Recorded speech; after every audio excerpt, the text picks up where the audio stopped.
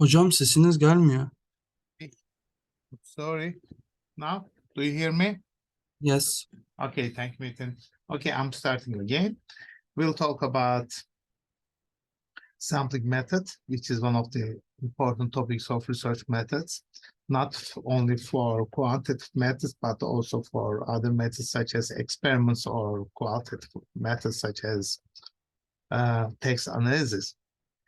This topic is very important. Perhaps you are observing that there are discussions about the validity of findings of some public opinion polls. We have a lot of polls, and we will have a lot of polls towards the presidential elections. And when people are discussing the reliability or validity of these polls, they are referring to their sampling strategy. And sampling is very important because we have a very simple question. Is it possible to estimate election results in which 62 million Turkish citizens will participate by using a small number of cases, such as 1,000 or 2,000, something like that? Is it possible? Last term, we discussed about the principles of sampling. We discussed about the central limit theorem, and you have some idea about estimation, confidence intervals, confidence level, etc., etc. That's why I personally believe that you have more informed than the rest of the Turkish population, as you have some basic information about sampling and its characteristics. Today, we will talk about different sampling methods, and we'll show that the validity of your findings is highly related with your sampling method. Let's start. We'll talk about the brief history of sampling. We will compare non-probability and probabilistic sampling designs.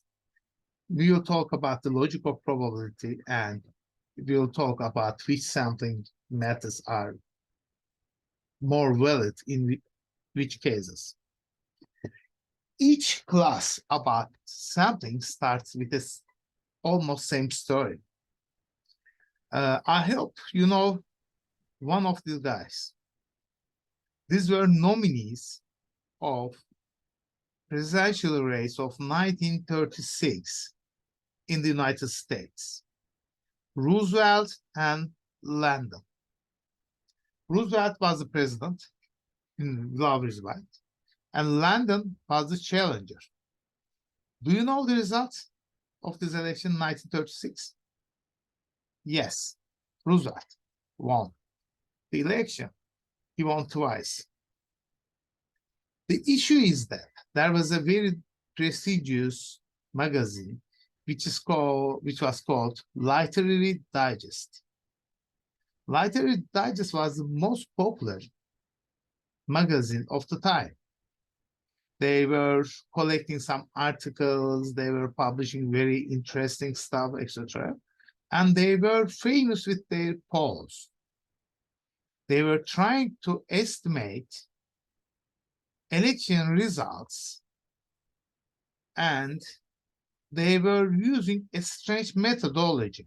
They were using the same methodology since 1920s, and they were sending some fake ballots to their subscribers. Subscribers were returning these ballots to the magazine, and they were using phone directories, and they were calling people and asking their opinions about the election results, and they were using the databases of automobile vendors, and they were calling these people. At the end of the day, they were collecting more than 2 or 3 million cases, and they were estimating election results. In 1936, they were sure that Lyndon would be the president. They had a tradition. They were publishing their estimation in the weekend before the elections. In the US, presidential elections are in Tuesday, first Tuesday of November. And they were publishing these results on, to my knowledge, on the weekend. And they published their estimation. And all of us, we know the result. Roosevelt became the president. 1 week later, they published an article and they closed down the magazine. Yeah, within time they reopened the magazine under the name of Reader's Digest. In Turkish, it was very popular with the name of Bütün Dünya. Perhaps your mothers or fathers or your grandfathers know it. Bütün Dünya was very popular in 1950s, 60s. Okay, they were read. It was the headline of this issue. But in the meantime, another person correctly estimated election results. It was Gallup. George Gallup was a academic working in prestigious Northwestern University. He was conducting polls since 1920s, late 1920s. And as you can see, he estimated correctly. He made a correct forecast. He was using a different method. He had the distribution of American population. For example, let's say 80% white, 20% African American, 50% man, 50% woman, etc., etc. And he was distributing interviews to these numbers, meaning that none of these groups were overrepresented. We will discuss this issue of representation. What was the problem with the literary digest method? Think about it. They were sending ballots to their subscribers. They were calling by using phone directories or the database of automobile vendors. They were correct. They were very good in estimating during 1920s, but they failed in 1936. What happened? Think what happened between 1920s and 1930s? 1929, financial crisis. Financial crisis deeply affected American population. If you had a chance to watch movie Cinderella Man, or if you have a chance to read Steinbeck's books, you will observe that American society suffered because of this economic crisis. They lost all their wealth. They lost their jobs, and they had to move to other places to finance their lives. There are too many sad stories about the effects of 1929 financial crisis. The issue is that which segment of the American society negatively affected by the crisis? Rich or poor? Of course, poor. Poor were voting for Democrats. Roosevelt was a Democrat. Think about the sampling method of the digest. They were calling phone owners, people who have phone in their houses, or they were using databases. They were calling people who has automobile, and they were sending ballots to their subscribers, to the people who could afford subscription to a journal, rich people, meaning that rich people were overrepresented in the sample of the digest. they were overrepresenting Republicans, and they estimated wrongly. Gallup became very popular. Really, still his institution works and conducts similar polls. We don't have Gallup in Turkey, but there's Gallup International. You can find them. In 1948, this guy is Truman, vice president of Roosevelt.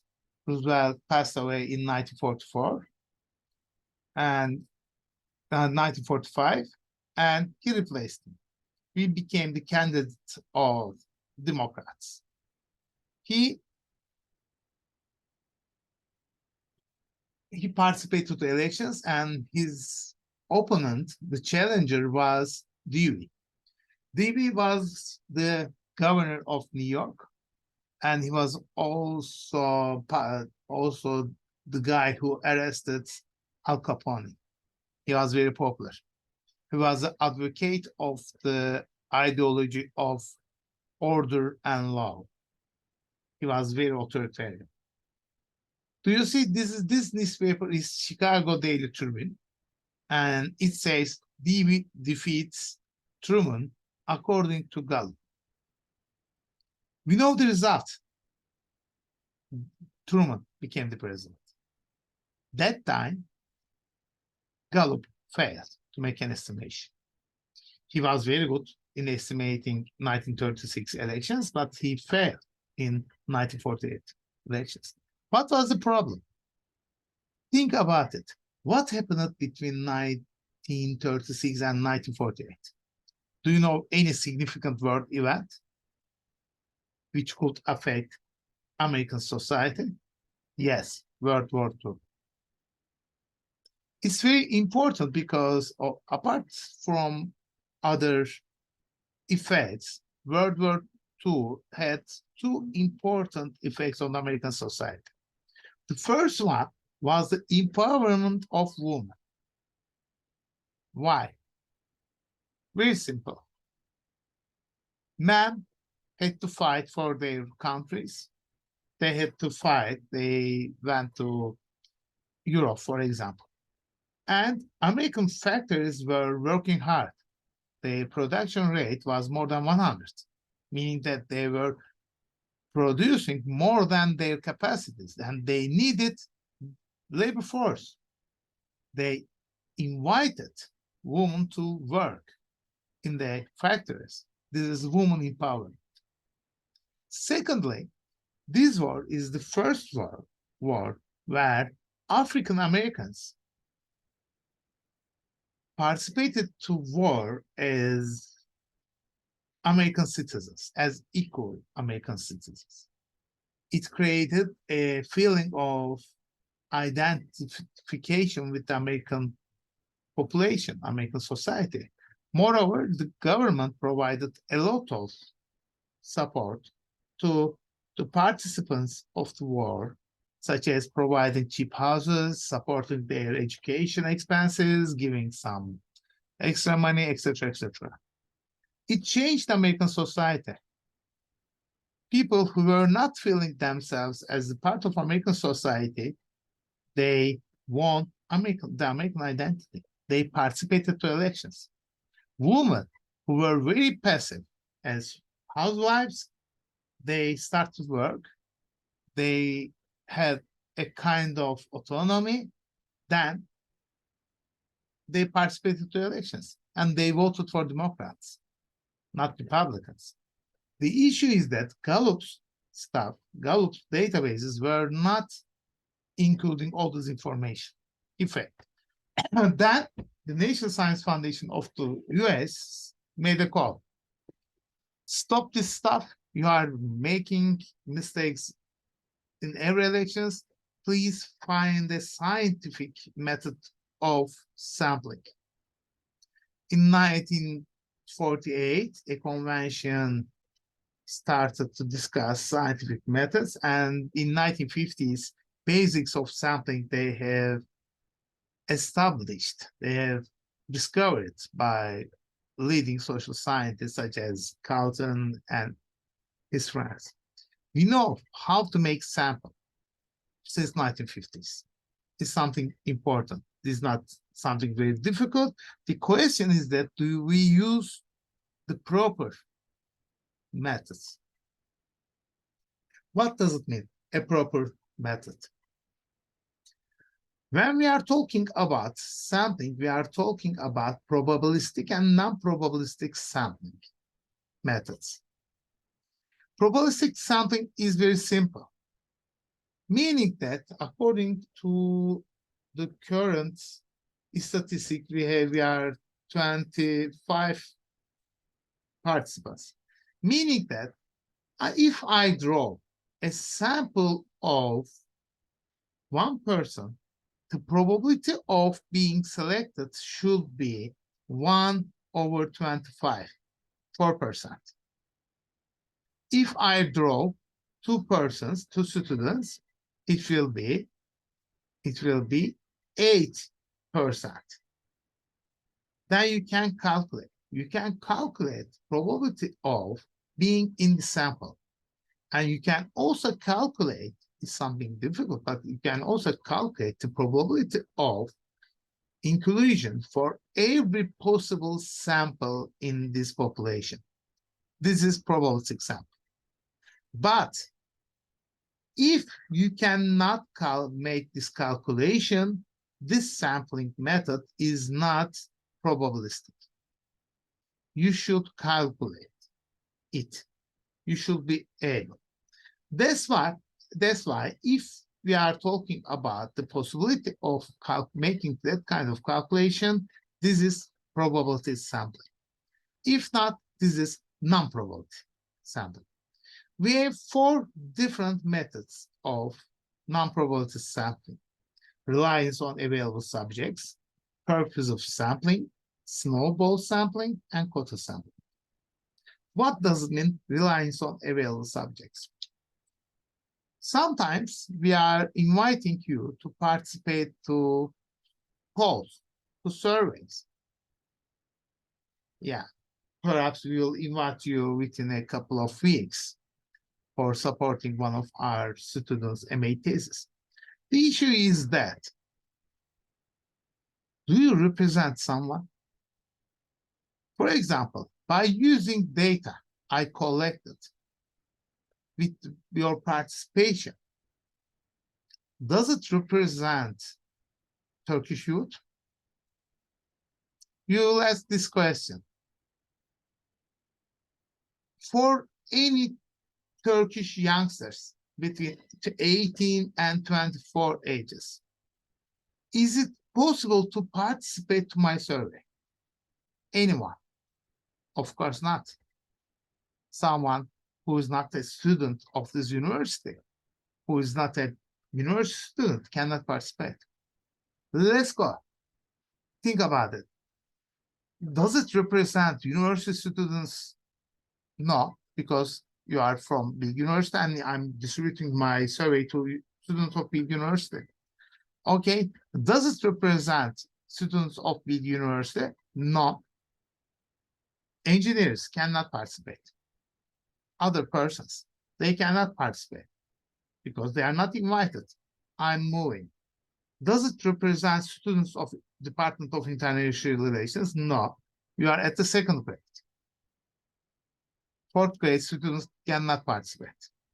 Okay, does it represent students of the 2nd class? If someone is not registered to my class, cannot participate. Does it represent students of IR 342? We have 25 students here. The total number of registered students is 145. We are missing more than 100 students. What do you think? Would you participate to the poll? This poll? No. This poll only represents the participants. It is not possible to make a generalization by using this data because only participants of the survey could participate. Is it clear? Yes. But many psychological studies, they are They are using that kind of sampling. They are conducting experiments or polls with their students, and they are not represented. This is the first problem. Secondly, if you have a chance to visit Beyoğlu, you will easily see that there are some interviewers located at the corner of McDonald's. They are located there, and they are asking people to participate to their surveys. The question, what is the representativeness of this survey? Think about a woman. I know her personally, Hafize teyze. She's living in Gazi Osman Paşa, and she never visits Beyoğlu. What is the probability to participate to this poll for Hafize teyze? She never visits Beyoğlu, 0. Or think about yourself. How many times are you visiting Beyoğlu? Once a week? Twice a week? Every day? Once a year? Do you see? Each of us, we have different frequencies of visiting Beyoğlu, meaning that each of us, we have different probabilities to participate to this poll. Meaning that these polls conducted in streets or coffee houses, etc., they are not represented. They are only representing their participants. And if it is biased, it is biased. What does it mean? The bias? Bias means they are over-representing some people. For example, people regularly visiting Beyoğlu, they are over-represented in that sample. Another example, some people, they are conducting polls in Twitter, and their friends are participating. What is the representatives of these polls? Nothing. They are representing participants. If you don't follow this person, if you are not aware of this poll, you cannot participate. That's why you cannot make generalizations by using Twitter polls, Twitter surveys. It's clear. And now you can summarize this session to Jahrein. He needs some education. Okay, let's move. Think about surveys, polls in some web pages. Who completes? Only participants. Do you see this method is very widely known, and it is not scientific, it is not probabilistic. The second method is somewhat sophisticated. You are looking for the black tulip. What does it mean? You are working with very specific populations. You want to collect this data. It's not a good example, but it's a fact. You want to learn the effects of the Kahramanmaraş earthquake on people. You are looking for people who left Kahramanmaraş after the earthquake. Is it possible to conduct a representative survey? No, you cannot find them in the street. You cannot knock every door and ask, is there anyone from Kahramanmaraş or something like that? That's why you are using that kind of sampling, purpose of sampling. You are visiting places where these people are living, and you are collecting data. Is it scientific? No. It's not representative because it's not easy to find everyone. But you should use that kind of method because it's not easy to find them. Another example, think about making a research about Syrians. We have 600, let's say 1 million Syrians living in Istanbul. It's huge, but for Istanbul, it's a small number. You cannot find them everywhere. Where do you go? You are going to Sultanbeyli or Küçükçekmece, places where Syrian population is relatively high. And another example, you want to conduct a research with Alevis. You cannot find them in their houses. And you know that they don't want to report their religious identity. That's why you can go to Gmail and you can try to convince people. Do you see? Purpose of sampling is not scientific, because think about Alevis who don't visit Gmail. They won't be participants of your research. Syrians who are not living in Fatih, Küçükçekmece, or Sultanbeyli, they won't participate to the research. It's not representative, but it may be the only solution to find them. Another method is snowball sampling. Snowball sampling is same. You are finding from the target population, you are conducting your research, and you are asking her to direct you to someone else. That's why it's snowball. You are walking in that way. Think that I'm trying to conduct a research with LGBTI persons. The topic is very sensitive. Of course, I can visit student clubs in some universities, or I can visit some places in Aksaray or somewhere else, etc. But you can easily see that this information will be biased. I will exclude some LGBTI persons. Then the topic is sensitive. That's why I can prefer to talk with an LGBTI person. Then I can ask to direct me to someone else. Then I can collect this information. Is it representative? No. It's not representative, because think about the probability of being selected. It's not possible to calculate it, and it's not equal for everyone. And most probably, it won't be representative, because the first person I interviewed will direct me someone else who knows, who is well known, etc., and it will create a kind of bias. Think about yourself. If you would give the name of another person to participate to a boring interview, of course, you won't be unbiased. That's why snowball sampling is something good. You need to use it, but at the end of the day, it won't be represented. The final method is quota sampling, the method which Gallup used. Gallup knows that. Gallup would know that. Turkish population is composed of 50% male and 50% female.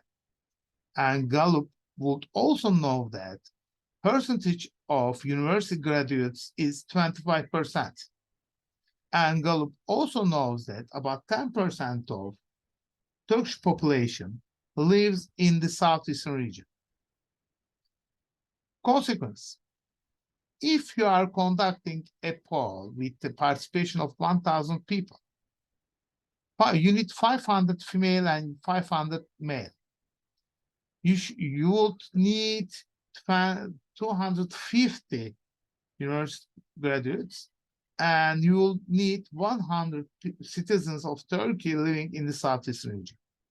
If these ratios are different than these statistics, you could easily say that, oh, it's overrepresented. For example, some of our friends are conducting research, and they say that 40% of my sample has a degree of university graduate, 40%. It should be 25%, meaning that university graduates are overrepresented. That's the problem of overrepresentation. The results are biased. That's why they are using this quota issue. They are giving quotas to their interviewers, and they say that you conduct 100 interviews, 50 male, 25 university students, and 10 people from the Southeast region. The question: how many female university students from the southeastern region do we need? How many university graduate female living in the southeastern region? How many? They say half of the population is female, 500. 25% of them should be university graduate, 125. And 10% of them, they should be living in southeast region, 12.5. I need 13 university graduate female living in the southeastern region. Is it correct? No. If you are making this calculation in that way, if you simply multiplying probabilities of these different events, you assume that all these events are independent of each other. They are not related to each other. What does it mean? You are throwing a dice, 2 dice. What is the probability of getting a 6? Getting a 6 is 1.6, 1 over 6. And getting another 6 is 1 over 6, meaning that getting a 6 and 6 is 1.36. This is simply because my first dice doesn't change the probability of the second dice. Is it okay? They are independent. Yes, the issue is that think about drawing a card from a deck of cards. What is the probability of getting a heart, kupa? 1.1 over 4, 1.25, because we have 52 cards. Number of hearts is 13 over 52. I got a heart, and I'm drawing a second card. What is the probability of getting another heart? Is it still 1 over 4? No, because I have 51 cards and I have 12 hearts. The probability of to get 2 subsequent hearts from a deck is 1.4 times 12 over 51. It's not 1.4 times 1.4 because they are not independent of each other. They are dependent. Okay? Problem. Think about being a female who has a university degree living in Southeast. Are they independent? First of all, there is a problem of gender. Women, they have lower levels of education in Turkey. They are not independent. Second, people living in the southeastern region, they have lower levels of education. They are not independent. Third, women living in the southeastern region, they have lower levels of education. These events, they are not independent. That's why you need different probabilities, and it's not to construct that kind of quota sampling because you don't know joint probabilities. That's the problem. Quota sampling seems to be correct, but it's totally wrong. It's very popular, especially in the continent. Why? Because Gallup preferred this method. Gallup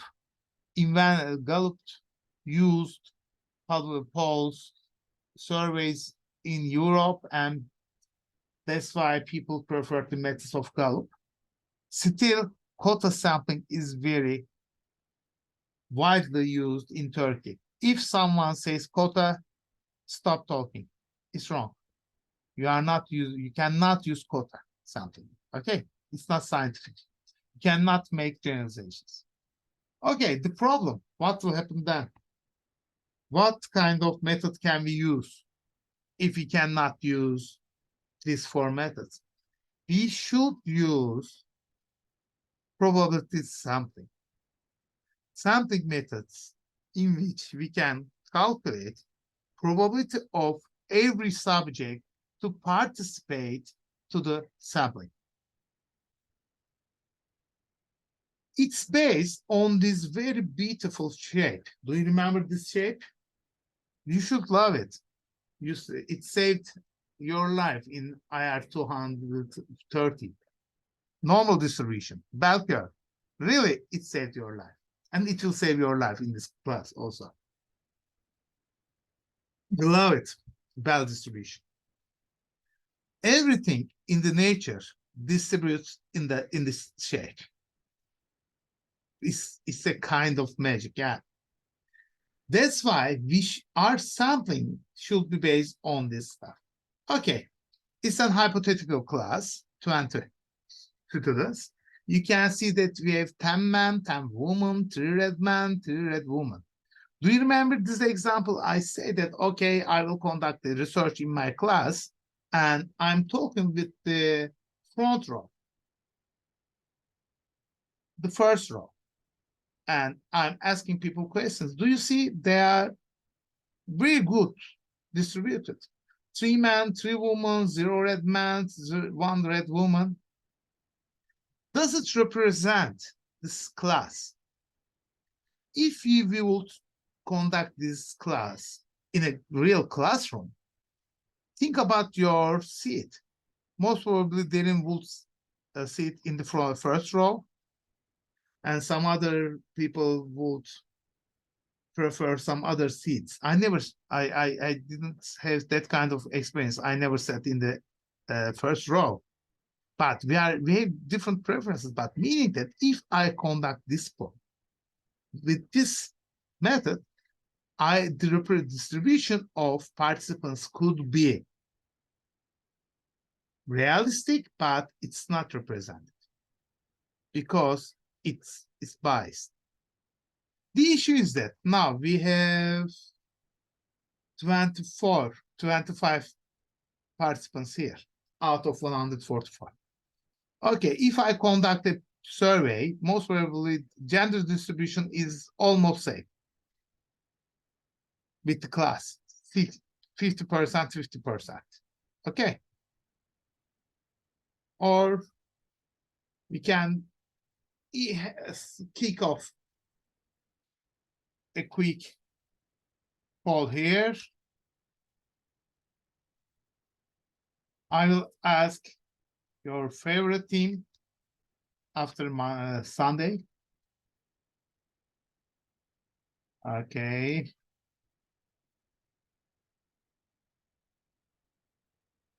Just a minute. Beşiktaş, BJK, let's say BJK. It's not. Beşiktaş, we know. Trabzon. Other. None. Okay. Now we have a poll. What's your favorite team? Still Fenerbahçe. Oops.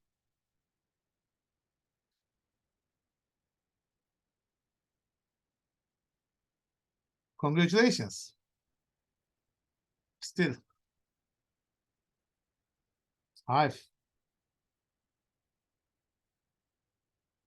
No, I already declared that I'm making discrimination in this topic. Everybody knows. Okay, we are waiting other participants.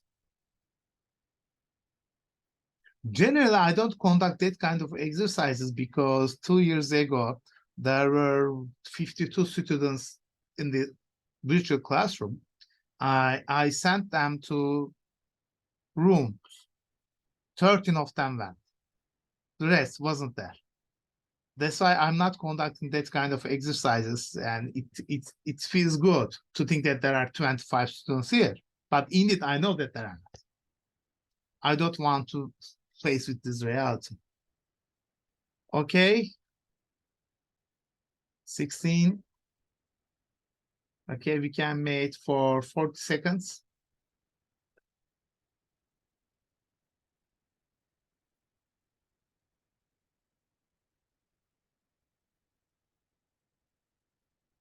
30,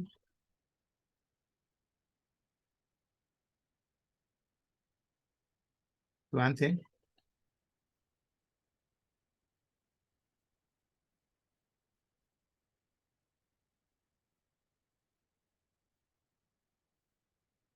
of course, we have some friends and they don't have that kind of obligations to pick a Turkish team. You should write Manchester City like that. Okay.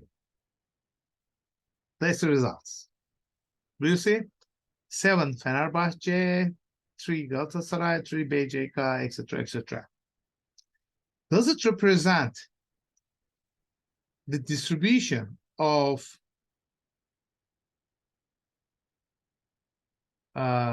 okay, yeah, we have a funny question. Okay, I will answer it. Okay. Yeah, it's funny. I'll answer. Okay, we have that kind of results, but does it represent the class? No, because I conducted with the survey with 24 students, 16 of them they responded. It's only reflects the distribution. The funny question is that one of our friends is sitting alone in the physical classroom, and she says she feels bad. Because yeah, I thought that no one would come, and as you can imagine, I'm here. But the issue is that I'm very sorry. By the week following the midterm week, we will have hybrid classes. Okay. Because I didn't learn the class until last night. That's why I thought that no one will go there. I'm sorry. And you can come here to my room if you want. I can offer some coffee, something like that. Still you have a chance to come here and I can go. Okay, it's fun. Okay. One person sitting alone in the classroom and waiting other students, and she says, I'm feeling good. This is what I'm feeling many times. Yes, many times I'm feeling very bad. Okay. Yeah, this is wrong. You can see it's a kind of sampling. It's not correct. Yeah. The issue is that the correctness of a sample is not related with the outcome of the sample. Do you follow me? The correctness of a sample is not related with the outcome. It's very important because people say that, okay, my sample is very good because I correctly estimated the election results. No, your sampling method is wrong because you didn't use a probabilistic sample. It's something important. These are criteria. What doesn't mean representativeness? We have a very nice acronym for it, IPSAM, equal probability of selection method. What does it mean? We have 25 students here, and each of us we need to have the same probability to be selected. And each combination of samples, this is the second part. For example, let's say Rosella and Derin, they should have the same probability of being selected with Beyza and Lula. There should be no discrimination. This is IPSAM. And by using scientific method, we can do it. We can calculate. Let's think about the basic components of this approach. We have element. We have population. Population is composed of elements. But the issue is that sometimes working population is different than the target population. What does it mean?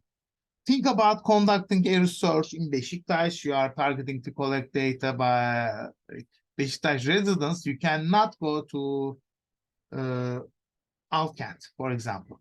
There are too many closed residential places. You cannot go there. Or some people, they are at the military service, and during the military service, you cannot work. It means that your target population may be different than your working population. Working population may be different than target population. This is working population. At the end of, it's a kind of portion of the real population. We are missing some persons.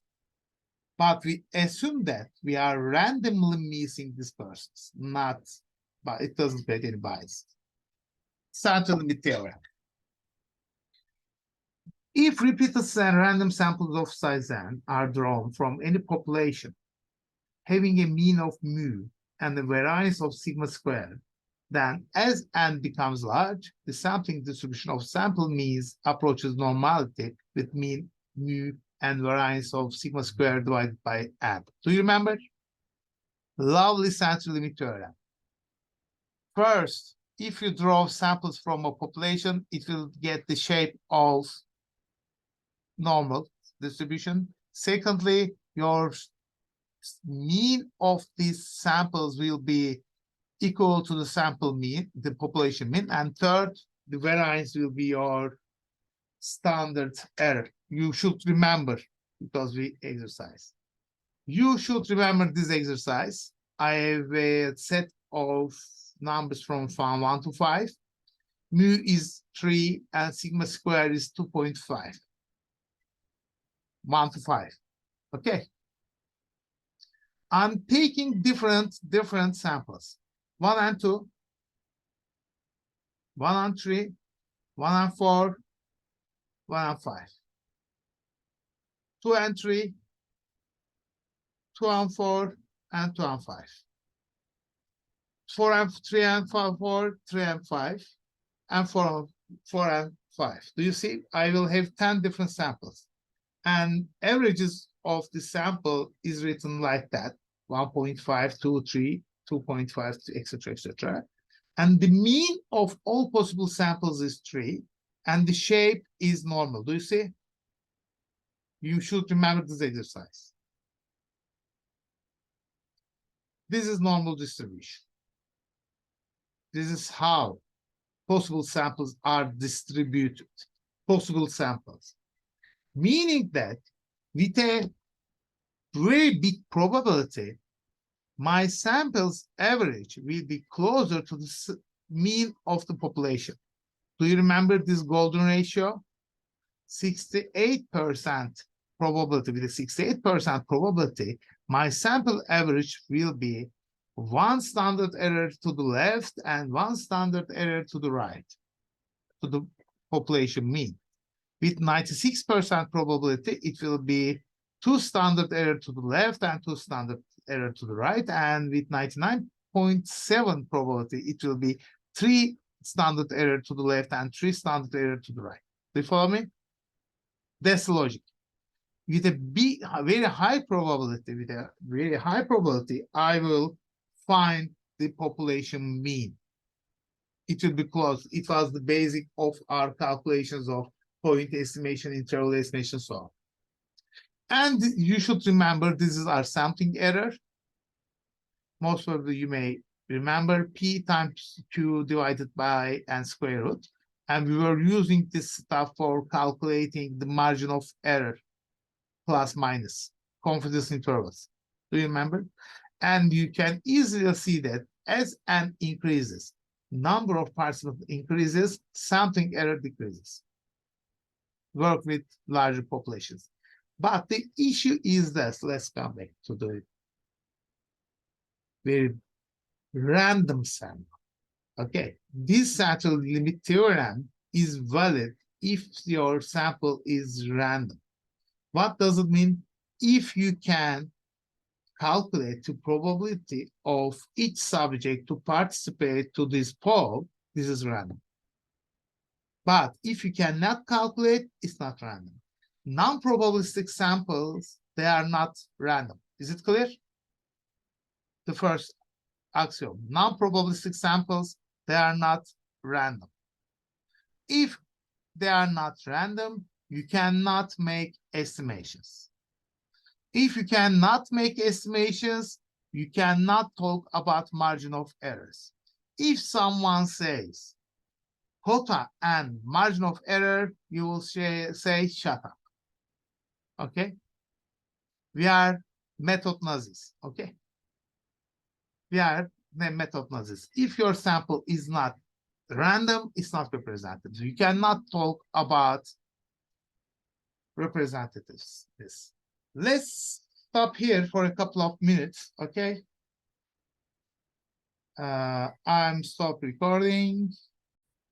Okay, we stopped at the point that only and if and only if your sampling is probabilistic, you can talk about margins of error, making estimations, so on. If you are using quota sampling, you don't have a chance to make these arguments because you are violating the basic principle of central limit theorem, randomness. If your sample is not random, you cannot do it. What is randomness? It's very simple. Imagine that this is the first version, simple random sample. You have a list of 1,000 students. You are randomly picking some of them by using a kind of lottery. Think about it, drawing names or something like that. We are using computer software, of course, but yeah, it means that in that kind of sampling, simple random sampling, each of participants has the same probability of being selected. Now we have 24 and Alara is here. We have 25 students. And we can, if I want to pick 5 students, I can produce 5 random numbers and then I can pick them. Do you remember we conducted that kind of experiment in the last term? Same picture, same class, 10 men, 10 women, 3 red men, 3 red women. I'm producing 6 random numbers randomly.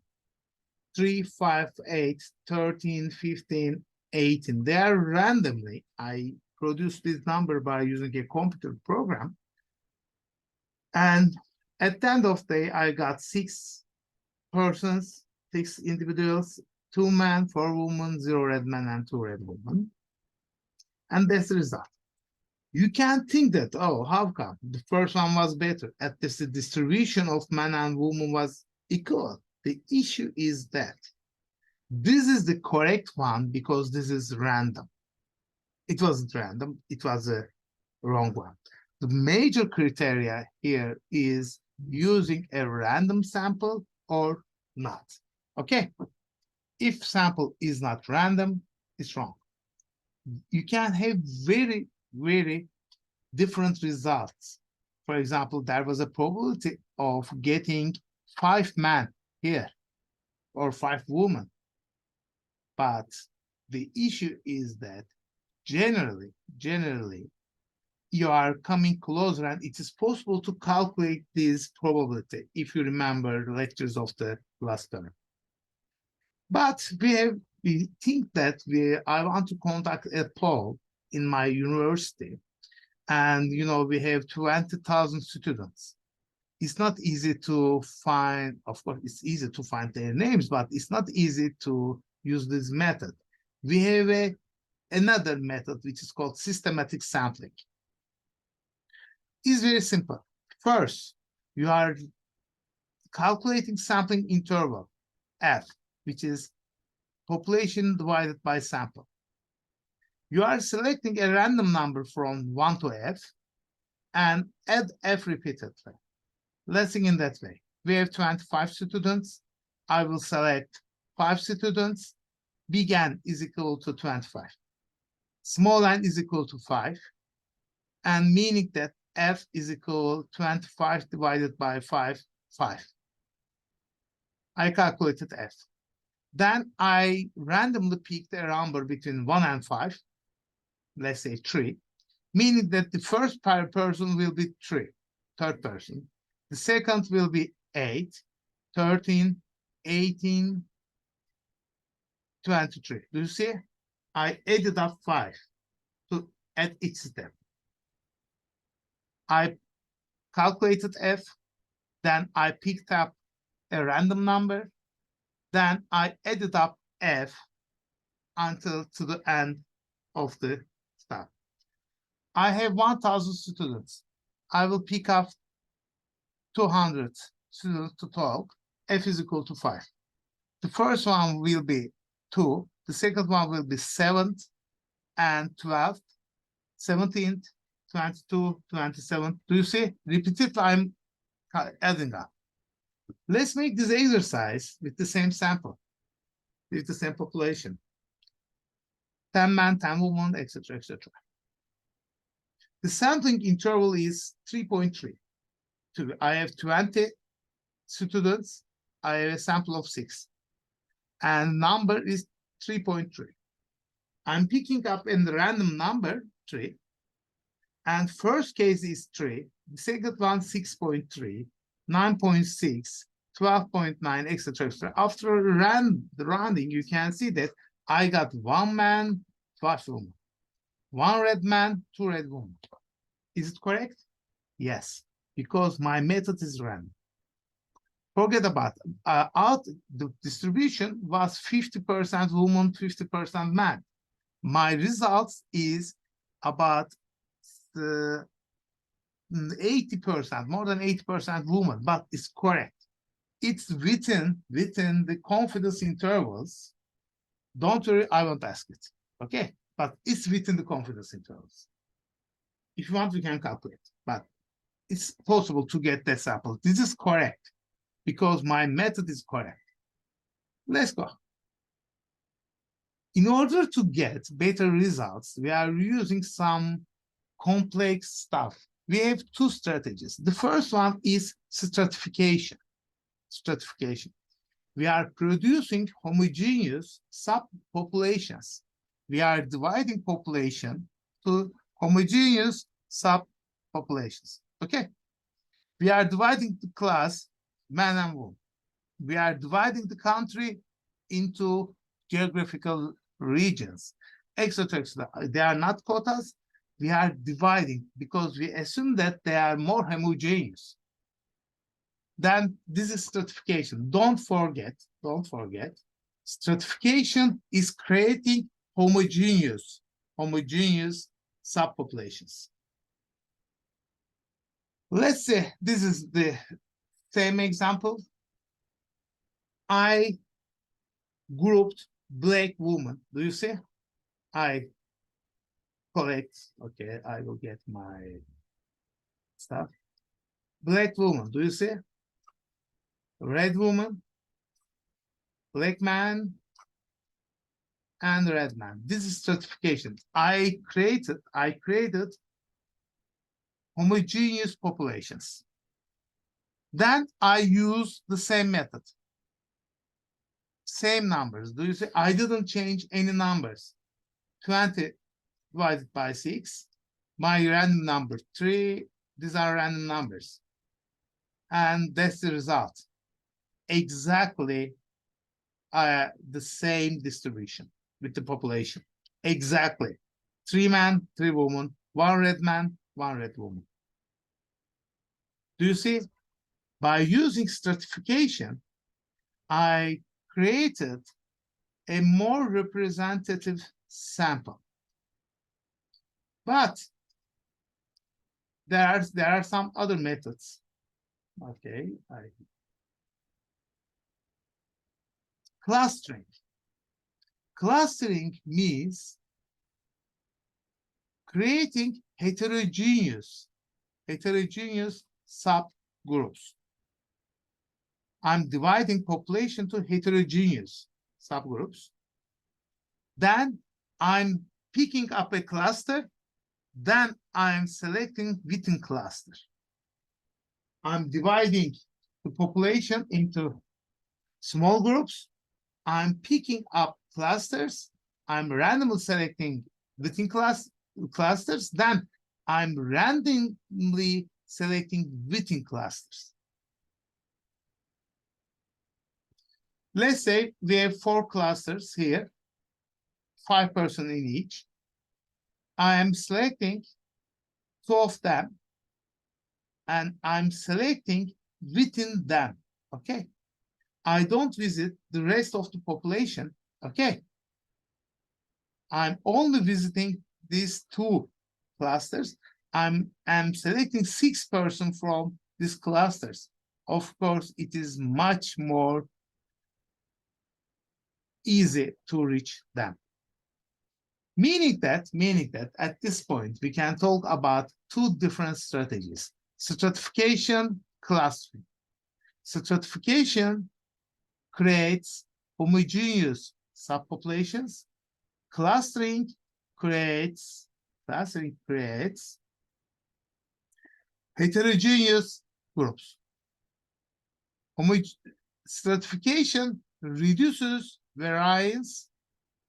Clustering increases variance. Stratification increases cost. Clustering decreases cost. Okay. It's very simple. Do you need to repeat it? First, stratification creates homogeneous subgroups. Clustering creates heterogeneous subgroups. Stratification reduces variance. Clustering increases variance. Stratification increases cost. It's more expensive. And clustering decreases cost. Okay. Think about this is Turkey. This is Turkey, we know it has 81 provinces. The funny thing is that a professor from a university talks about something and she starts. You know, Turkey has 82 provinces. No, Turkey has 81 provinces. Then we can discuss. Okay. By looking at this stuff, think about I'm conducting a research at this university. What is the best strategy?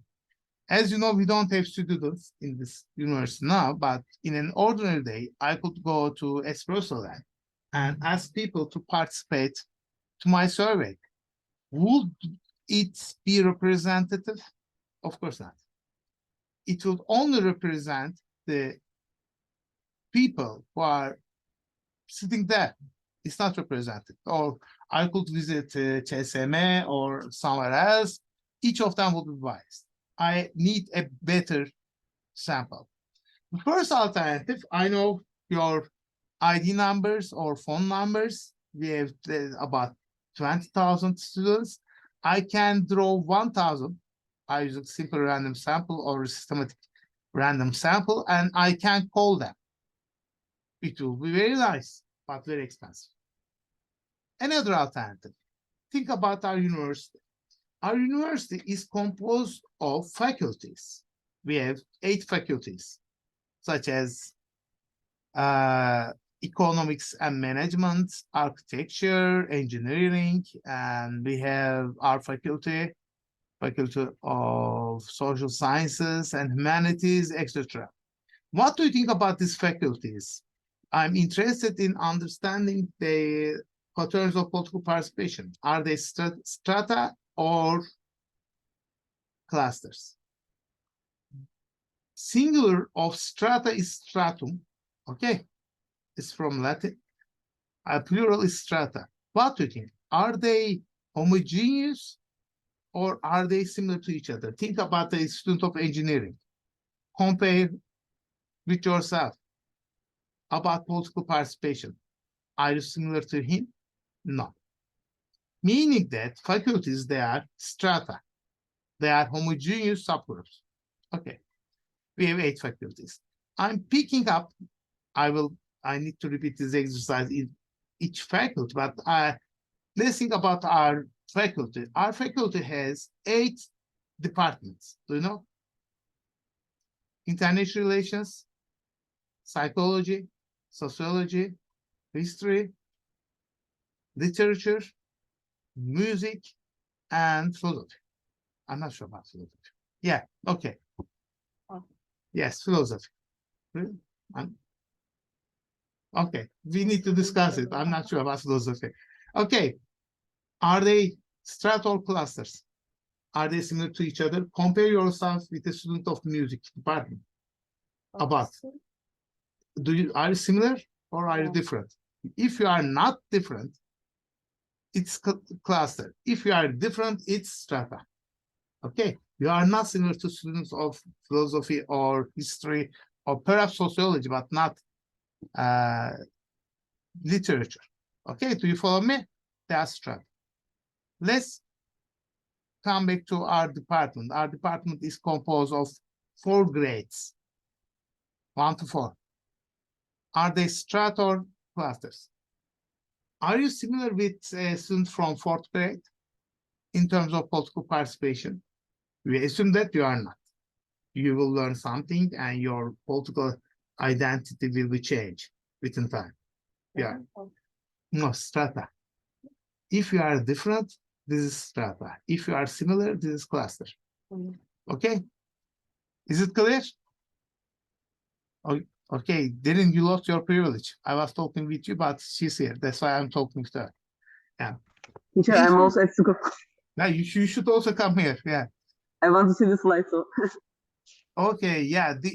Then it means that I need to use different groups. In the 2nd grade, we have classes. Are they strata or cluster? They are similar to each other, each class. There's no reason to have a difference between participants to IR 232 and to this class. They are similar to each other. You are the same persons. At the end of they are cluster. It means that I can pick up one class out of that. And I can visit this class. I will have, let's say, 100 students. I can talk with 10 students from this class. Think about it. 10 students from that classroom, that class. Then I will pick up 2 classes from each grade. It means that I will have 20 students. 4 grades, I will get 2 classes from each grade. 4 grades, I have 80 students from our department. 80 times 7, it makes more than 500, 560 from the faculty of FSSH. Then as we have 8 faculties, I will talk with 4,000 students by this method. But it's very simple, do you see? Pick classes. You will only pick classes. That's all. You don't need to make it. This is how we are using stratification and classification. Okay. Now, this is Turkey. This is Turkey, we know. These units, they are called knots. This is in French, Nomenclature des Unités Territoriales Statistiques. Indeed, in Turkish, İBBS, İstatistiki Bölge Birimleri Sınıflaması. It has been invented in 2004, and you should forget about the 7 region distribution. As you can see, it's so complex because, yeah, Trakya region, so you see they are sitting there. Istanbul is a single region. Trakya is there. And you can see there is a group of Bursa, Bilecik, Eskişehir. There is another group of interesting provinces, Burdur, Isparta, Antalya on the south. You can see Mersin and Adana, You can see that Ankara is in the same group with Konya and Karaman. It's a kind of grouping. We have 12 İBBS, 12 knots. Each of them, it's assumed that they are forming homogeneous units. If I define in that way, what are they? Are they strata or clusters? Strata, they are homogeneous. They say that Bilecik is similar to Bursa than Kütahya. Do you see? They are similar to each other. They are grouping. If you know these provinces, yeah, it seems very good. They are similar to each other, especially in the southeastern region. Frankly speaking, there are 3 regions. The first one, Kilis, Gaziantep, Adıyaman. The second one, Şanlıurfa, Diyarbakır. The third one, Hakkari, Batman, etc. They are really different groups. They don't like each other. Then, from each strata, we are picking up a province by using a method which is called probability proportionate to size, PPS, probability proportionate to size. What does it mean? In Istanbul is a single region, but in this region, we have Bursa, Bilecik, Eskişehir, and Balıkesir and Çanakkale. Bursa has a population of 3 million. And Çanakkale has a population of 200,000 people, 15 times bigger. I say that in a random sample, probability of being selected should be equal. If I put Bursa and Çanakkale in the same pool, and if I pick one of them, think about it. Probability of being selected is 1/2, 50% for each province. But one of the provinces has 3 million population. The second one has 200,000 or 250,000. Meaning that if you are living in Bursa, your probability to participate to sample is 1/2 times 1 over 3 million. 1/2 times 1. I will try to write it. Okay. This is the probability 1/2. This is being selected times 1/3 million. This is Bursa. Okay. And for Çanakkale, it will be 1/2 times 1/250,000. Do you see? If you are living in Çanakkale, your probability of being selected will be 15 times bigger. It will create a bias. That's why we are using probability.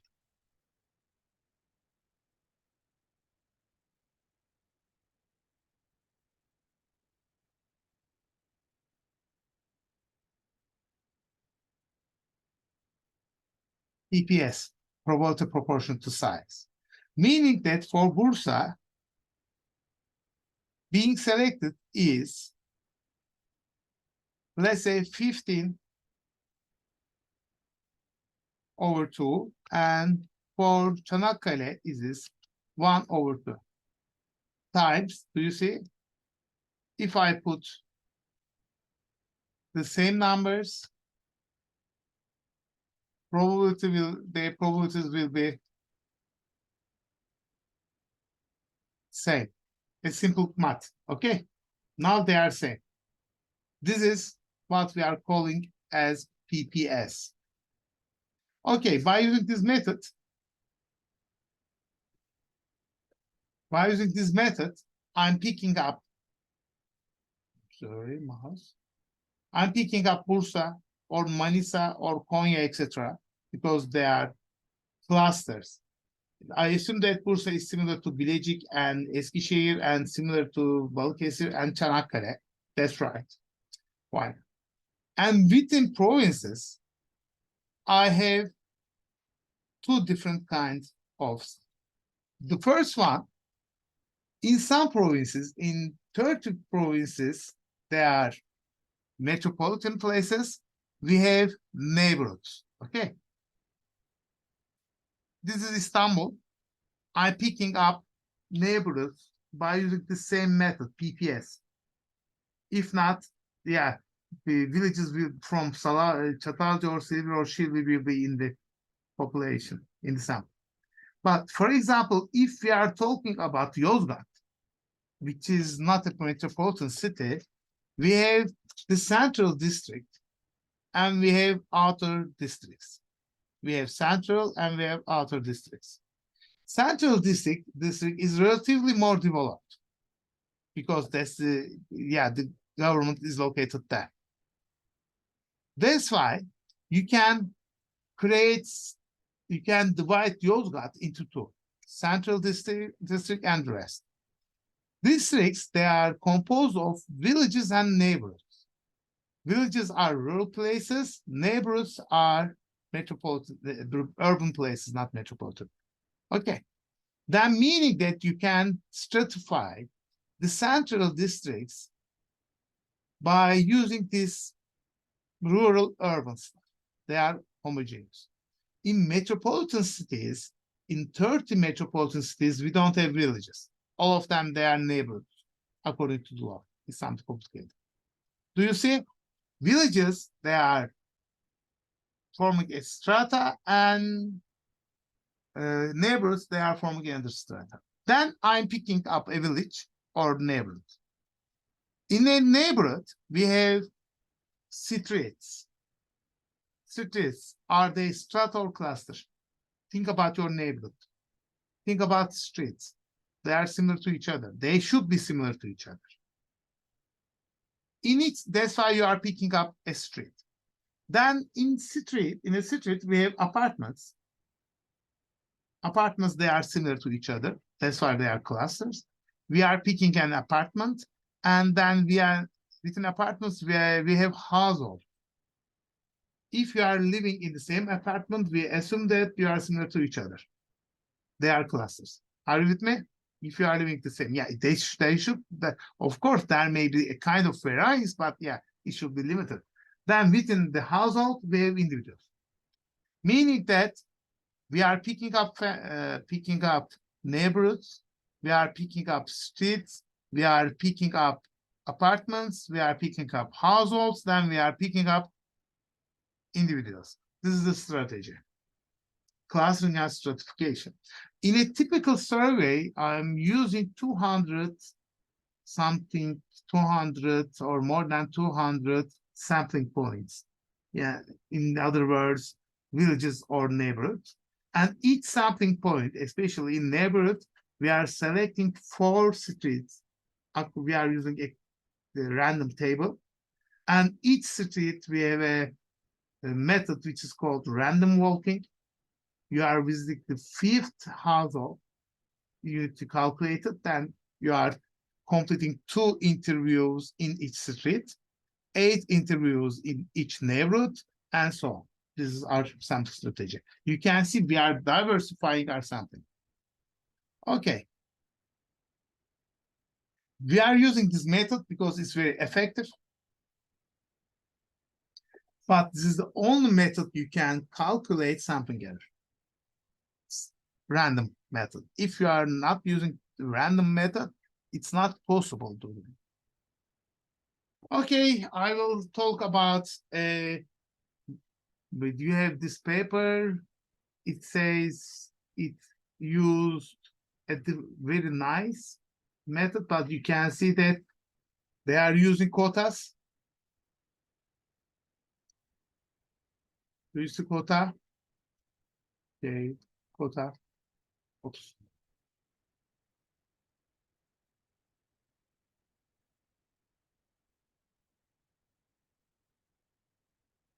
Okay. They are using quota. Then they are using age group as quota. Then they say that they are adding up a strange 5% quota. Do you see there is no reason for adding up? Then they say that they picked up immigrant neighbors. We don't have any information about immigration. They say that I picked that street, or I picked that family, etc., etc. Then they say that they picked Kurdish neighborhoods. They are changing the method every day. And they say that their findings are very representative. As you can see, there is such a stuff. They representative. And they say that they are representing everything, etc., etc. But yeah, it's you can easily say that, shut up. They use quota, and that's wrong. And we will discuss this stuff in other stuff. If it's not based on random sampling, you cannot do it. No SRS, non pasará. Stop. This is the major criteria of doing this stuff. There's another method. You can read it. You have this stuff here. They selected, in each city, they randomly selected 11 neighborhoods, etc. Yeah, it's better. And we have very good examples, but yeah, you can see they use a quota system. Stop. Don't use quota systems. Yeah, there are some other methods to find them, but not Kota. Okay, thanks for today. I hope you got some idea about this sampling issue. First, if you have a chance to read our book about research methods, araştırma yöntemleri, it's online. Yeah, it's almost the same story. There are some videos for you can find them. And there's another book we wrote about the methods. Mariam, yes, please. Hi hocam. So